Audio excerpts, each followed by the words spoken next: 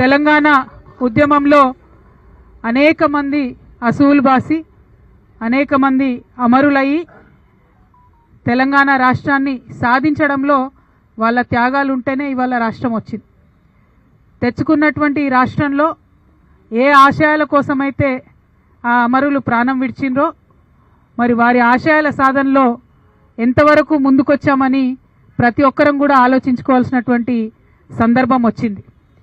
మరి చనిపోయినటువంటి అమరవీరులను అదేవిధంగా తెలంగాణ రాష్ట్రం రావాలని చెప్పి పేగులు తెగేదాకా కొట్లాడినటువంటి ఉద్యమకారులను, వారి యొక్క జీవితాలను, వారి యొక్క పరిస్థితులను, వాటిని కూడా ఇవాళ ఆలోచించుకోవాల్సినటువంటి సందర్భం వచ్చింది. తెలంగాణ రాష్ట్రం రావడానికి 1200 మంది అమరులైనరని చెప్పి మనమే అనేక చెప్పుకున్నాం, అసెంబ్లీలో చెప్పినాం, అన్ని చోట్ల చెప్పినాం. కానీ ఆ అమరవీరుల కుటుంబాలకు మనము ఇవ్వాల్సినంత గౌరవం ఇవ్వలేకపోయినామన్నది చాలా బాధాతప్త హృదయంతో ఇవాళ అనుకోవాల్సినటువంటి సందర్భం.